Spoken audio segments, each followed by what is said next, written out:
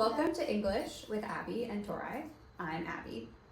Today we will talk about how to ask questions in the English language. In English, when you ask a question, you must switch words around to make it a question. And then when you answer the question, you also switch words around. And so it cannot just be asked in the same way as you speak. And so today we will talk about 4 different types of questions that you can ask and how to word them correctly. The first type of question is a yes or no question. This means you are asking a question that really only needs a yes or no answer. And so the way you ask a yes or no question is by first you start with a helping verb, like to be, can, or do or does. These are 3 examples of helping verbs. They help the main verb in the sentence. And so when you ask a yes or no question, you start with the helping verb, and then you say the subject of the sentence, which would be the person you are asking the question to, well, person or people. So you have the helping verb plus the subject and then the main verb at the end of the sentence. So some examples of this with different types of subjects and different types of helping verbs. First, we start with this question, are you ready? Are you ready? We start with the helping verb are, which is a form of the verb to be, plus the subject you, plus the main verb ready. So whoever you are talking to, are you ready? They would say, yes, I'm ready, or no, I'm not ready. Another example is here we have the verb can, which is a helping verb. Can she swim? Can she swim? So now you're talking about someone else who maybe is not in the room with you, but you're asking another person, can she swim? You're asking if they are able to swim. Can she swim? And that person would say, yes, she can, or no, she can't. And the final example is here with the helping verb do. Do I have homework? Do I have homework? Do, and plus the subject I, and then the final verb, main verb have. And then here we also have a direct object, but do I have homework? And the person you are asking would say, no, you don't have homework, or yes, you do have homework. The next type of question we will talk about are WH questions. These are questions that start with these 6 words. Who, what, where, when, why, how. And these questions are very, very, very common, and these are very important to know how to ask, because with these questions, you can get all types of information from people. And so, the way we ask these questions is through this structure. You start with the WH word. You start with who, or what, or where, or when, or why, or how. And then, much like the yes or no question, you have the helping verb. So, WH word plus the helping verb plus the subject of the sentence plus the main verb. So some examples. The first one here, we start with the WH word what. What do you want? What do you want? So here we have the helping verb do, the subject you, and the main verb want. What do you want? This question could be taken in kind of a rude way if someone comes up to you and you say, what do you want? But you could also ask it in a kind way and say, oh, I'm getting some coffee. What do you want? Do you want some coffee? What do you want? And then the next example starts with the WH word where. Where does he live? Where does he live? Does being the helping verb, he being the subject, and live being the main verb. Where does he live? And then we have, how are you feeling? How are you feeling? This sentence or this question could be used in a couple of different ways. You could ask someone how they are feeling about a certain situation. You could ask them if they're feeling sick. You could respond by saying, I feel happy, I feel sad, or I don't feel well, I feel sick, I have a headache. So it could be used in multiple different contexts. And the final question, using the WH word when, plus the helping verb can, plus the subject you, plus the main verb come. When can you come? When can you come over? When can you come to my house? So this is how we structure WH questions. Go.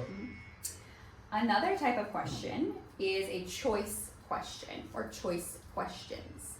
This is where you ask a question that gives two or more options, and the person responding needs to respond with one of the answers.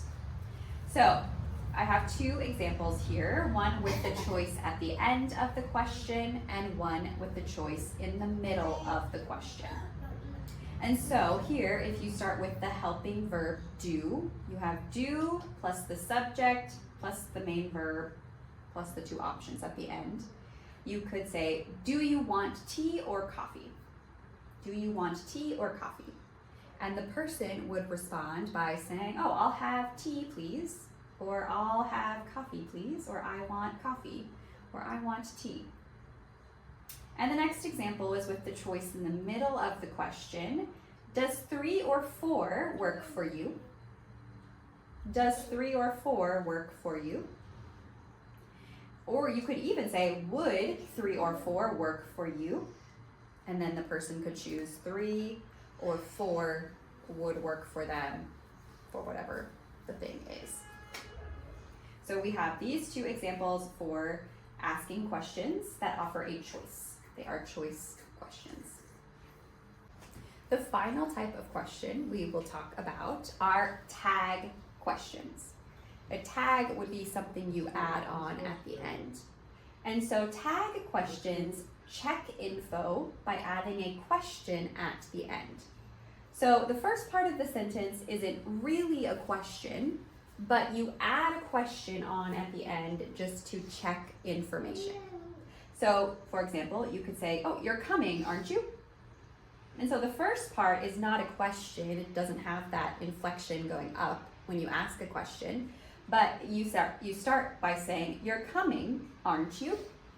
And then the person could say, oh, yes, I am coming, or oh, no, I can't come. And the next example would be, you will help, right? You will help, right? So it starts with a statement and then adds that question on the end. So they have to respond, usually by saying yes or no, or sometimes I'll ask my husband and say, oh, you know, right? You know? And he'll say, oh, yeah, I know. So you will help, right? So we have tag questions that we add on just to check information. Welcome to English with Abby and Torai. I'm Abby, and today we will talk about some confusing questions in the English language. And the reason these questions are confusing is maybe because of how they are worded, but mostly they are confusing because of the meaning of the question. And these questions are used very commonly in the English language. If you speak to a native English speaker, they will 99% of the time use one of these questions. They will use one of these questions for sure. So the first one is, what do you do? What do you do? If someone asks you this question, they are most likely asking you about your job or about your profession. They would say, oh, what do you do? And you would tell them, like I would say, oh, I am a teacher. What do you do? This is asking about your job or your profession, but it could be confused with them just asking what you do in general or maybe what you are doing right now. But this question, what do you do, means they are asking about your job or your profession. The next confusing question is, how are you? And it may not seem confusing, but this question is a very common greeting if you are seeing someone you know well, or maybe meeting someone for the first time. You would say, oh, hi, how are you? Generally, when someone asks you this question, they're not really concerned about how you actually are. So the most common answer to this question is good. I'm good. How are you? Or they would say, hi, how are you? And I would say, oh, hi, I'm good.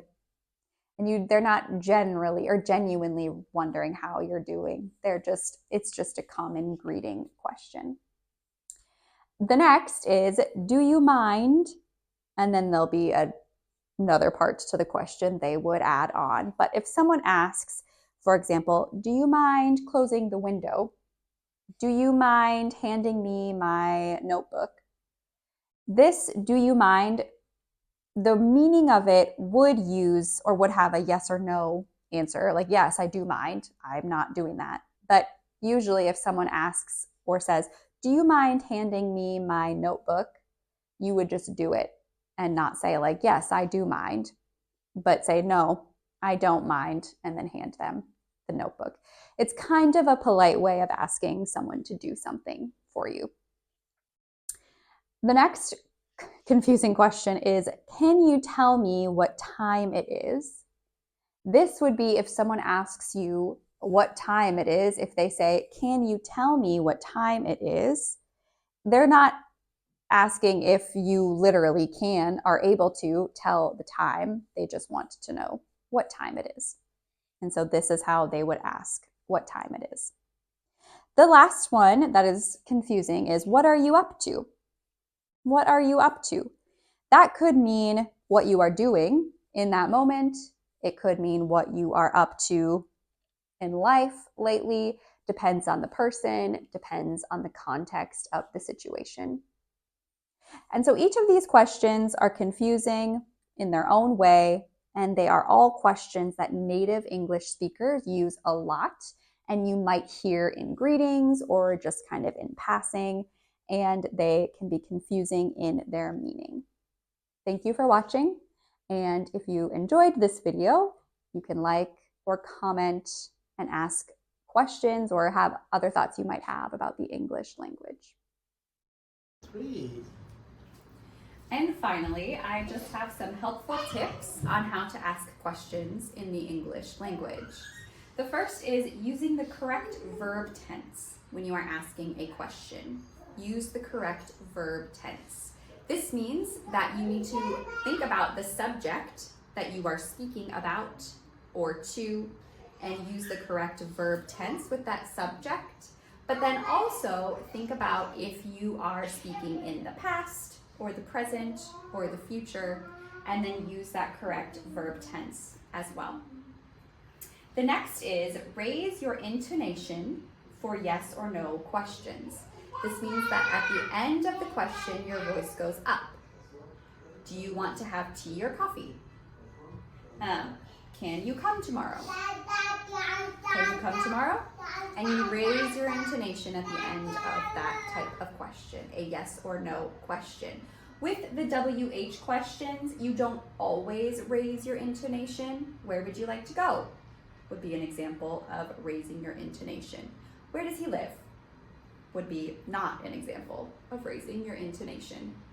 But most of the time when you ask a yes or no question, you will raise your intonation at the end of the question. Your voice will go up. And the final tip is use polite forms like could you or would you for formal situations. These are kind ways or polite ways of asking for help. Could you help me please? Or would you like tea or coffee? Would you like tea or coffee? Instead of saying, do you want tea or coffee? But this is more formal. If you're just with friends, you could say, do you want tea or coffee? Could and would can be used in more formal situations. I hope that this video was helpful for you in understanding how to ask questions in the English language. Please like or comment with any other thoughts or questions you have about English, and subscribe to our channel.